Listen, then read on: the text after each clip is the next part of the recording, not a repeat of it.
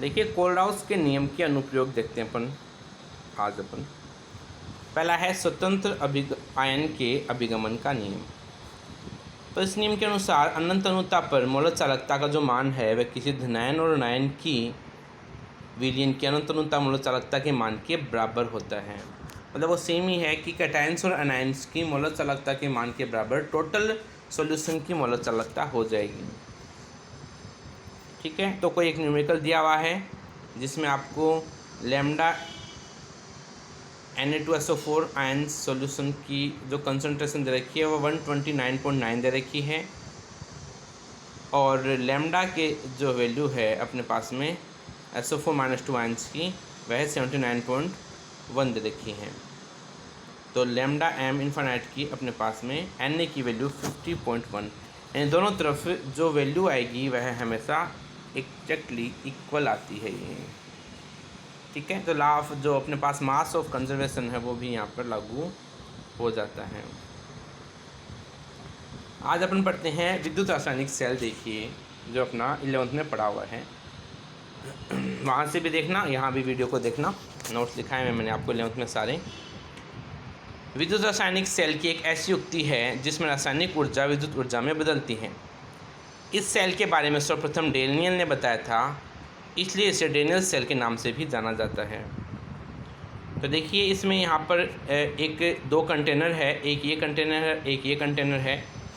Zinc electrode है वो LHS की तरफ है और यह है ZnSO4 सॉल्यूशन में डूबा हुआ है, और copper electrode copper sulphate solution में डूबा हुआ है। जिंक इलेक्ट्रोड पर नेगेटिव चार्ज है जिसे अपन एनोड कहते हैं, और कॉपर इलेक्ट्रोड पर पॉजिटिव चार्ज जिसे अपन कैथोड कहते हैं, और ये दोनों ही इलेक्ट्रोड एक गैल्वेनोमीटर से जुड़े हुए हैं। इसके अलावा दोनों सॉल्यूशंस की विद्युत उदासीनता को बनाए रखने के लिए एक यू ट्यूब की नली है जिसे हम साल्ट ब्रिज, इस हिंदी में क्या कहेंगे अपन, लवण सेतु के नाम से भी जानते हैं। तो ये एक प्रारूपिक डेनियल सेल के बारे में बताया गया है। इस सेल को वोल्टा सेल भी कहा जाता है। तो ऊपर जो बातें बताई है मैंने सारी बातें इसमें लिखी हुई है कि भी कौन किस में डुबाव रहता है, इस वजह से अनावेश उपस्थित होता है इसके ऊपर। अब जो एनोड है जिस पर मतलब जिंक इलेक्ट्रोड है उस पर हमेशा ऑक्सीकरण की अभिक्रिया संपन्न होती है, क्योंकि वो एनोड है और एनोड पे अपने को पता है हमेशा क्या होगा, ऑक्सीकरण। तो ऑक्सीकरण जब होगा तो इसके अर्ध सेल अभिक्रिया में जिंक 2 इलेक्ट्रॉन को डोनेट करके Zn+2 आयनों का निर्माण कर लेता है। जिंक इलेक्ट्रोड 2 इलेक्ट्रॉन को देता है तथा इन 2 इलेक्ट्रॉन का स्थानांतरण कॉपर इलेक्ट्रोड पर हो जाता है। तो जिंक ने 2 इलेक्ट्रॉन दिए, देके 2 इलेक्ट्रॉन गैल्वेनोमीटर के थ्रू कॉपर इलेक्ट्रोड पर चले गए। अब दूसरे पात्र में जो कॉपर के इलेक्ट्रोड है जो कॉपर सल्फेट के सॉल्यूशन में डिप है, खुले हुए हैं, इनमें ये 2 इलेक्ट्रॉन कॉपर+2 आयन एक्सेप्ट कर लेते हैं और कॉपर का निर्माण करते रहते हैं। तो अर्धसेलर अभिक्रिया जो दूसरा इलेक्ट्रोड है कैथोड, उस पर भी लगातार होती रहती है और अपने को कॉपर+2 आयनों से कॉपर का निर्माण हो जाता है। तो जब अभिक्रिया लगातार चलती रहती है तो Zn+2 आयनों की सांद्रता LHS की तरफ बढ़ जाती है और RHS की तरफ SO4- आयनों की सांद्रता बढ़ जाती है, जिससे अभिक्रिया रुक जाती है। इसलिए इन दोनों के बीच में एक यू शेप की नली जोड़ देते हैं जिसे हम साल्ट ब्रिज के नाम से जानते हैं, और इसमें अक्रिय विलयन डालते हैं जो किसी से क्रिया नहीं करते हैं। KCl, KNO3, AgBr या फिर अगार अगार भी हो सकता है।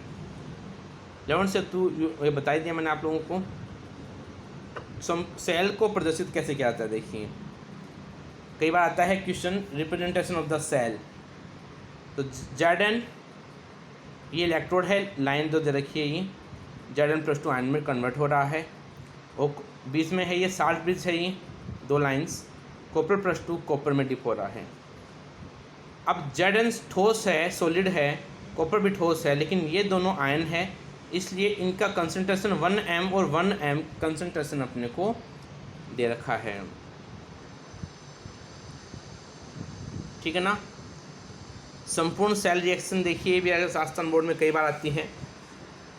कि Zn plus Cu plus 2, Zn plus 2 और Cu का निर्माण ये कर लेता है। सेल का विद्युत वाहक बल देखिए, जब किसी धातु को उसके धातु आयन विलयन में डुबोया जाता है तो विद्युत विभव उत्पन्न हो जाता है, जिसे इलेक्ट्रोड विभव अथवा अर्ध सेल विभव के नाम से भी जानते हैं। दो इलेक्ट्रोड के मध्य विभव का अंतर सेल विभव कहलाता है। जहाँ अक्षीकरण की विक्रिया संपन्न होती है वहाँ अक्षीकरण विभव उत्पन्न होता है, और जहाँ अपचयन की विक्रिया संपन्न होती है वहाँ अपचयन विभव उत्पन्न होता है। अक्षीकरण विभव का मान अपचयन विभव के मान के विपरीत होता है। उदाहरण के लिए जिंक के ऑक्सीकरण विभव का मान प्लस 0.76 वोल्ट होता है, लेकिन अपचयन विभव का मान इसका माइनस 0.76 वोल्ट के बराबर आ जाता है ये। इसी प्रकार देखिए, जब किसी खुले परिपथ में विद्युत धारा का प्रवाह नहीं होता है तो इलेक्ट्रोड पर उत्पन्न हुआ विभव तथा उसका अंतर विद्युत वाहक बल कहलाता है। ये एक परिभाषा है जो अपने को याद करनी है। तो इसके लिए ई क्या है? विद्युत वाहक बल। विद्युत कार्य बटे आवेश है, विद्युत कार्य W, आवेश Q हो गया। E बराबर W/Q, W जूल में आ गया और Q अपने पास में कूलाम में आ जाता है ये। ठीक है, तो जितने वीडियो मेरे द्वारा आपको बेटा भेजे जा रहे हैं इन सभी वीडियोज़ को अच्छे से देखिए, और जो प्रॉब्लम्स है वो प्रॉब्लम्स पूछने के लिए आप लोगों के लिए, जैसे आज से स्कूल स्टार्ट हो गई हैं और आप अब लगातार सुबह 8 बजे से 10 बजे तक स्कूल आके अपने जो भी प्रॉब्लम्स है उसे डिस्कशन कर सकते हो टीचर से। ठीक है।